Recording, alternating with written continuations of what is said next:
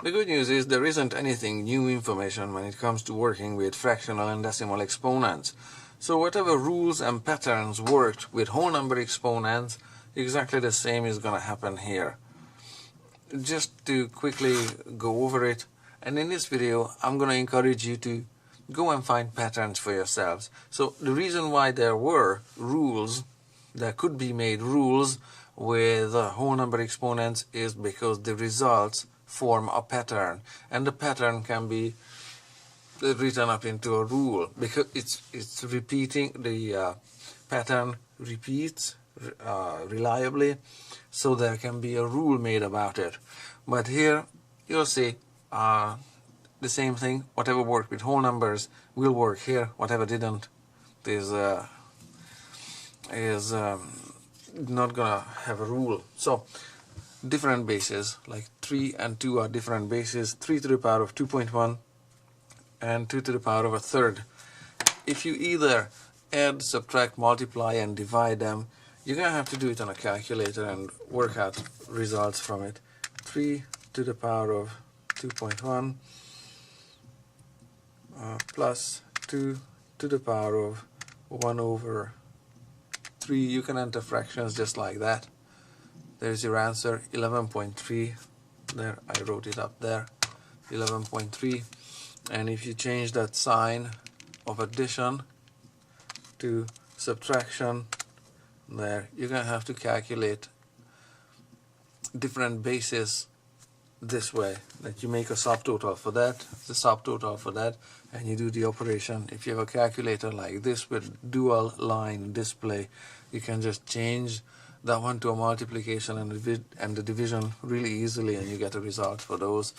So no surprises there, no patterns there. But if you do find one, let me know. The next one is working with numbers in the same base. That's 2 to the power of 1.5, 2 to the power of half. If you add or subtract them, nothing's going to happen. You won't find really patterns in it, but the rules and the shortcuts that existed for multiplication and division will be the same. You can add the exponent numbers. 1.5 plus half is 2, and 1.5 minus half is 1. So you can try it on a calculator as well. 2 to the power of 1.5 times 2 to the power of 1 over 2 equals 4, which is 2 squared. There. And if I change that one to a division,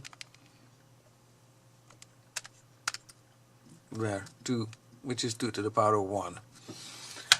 And lastly, we have scientific notation. Same thing. If you add or subtract them, you're going to have to work out either a decimal or whatever this number gives you for the numbers in scientific notation, and then do operations with them that way. The only shortcut again is in multiplication and division, because 3 times 10 to the power of 2.5 times 2 times 10 to the power of quarter is the same as 3 times 2 times 10 to the power of 2.5 times 10 to the power of, I just wrote 0.25, and you can add those exponents. 2.5 plus a quarter is just 2.75 there, and 3 by 2 is just 6. Try it on a calculator, it's gonna work. It forms a pattern when you change the numbers. And when you divide, you can subtract the exponents, just like here. You divide the two numbers. 3 times 2 is 3 divided by 2 is 1.5, and 2.5 minus a quarter is 2.25. Oops, I forgot the 25 part. Here, 2.25.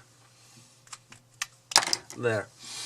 So give it a try. Some of the calculators work with numbers in scientific notation, and they work with exponents of 10 instead of changing everything into standard format. Go into your calculator's menu.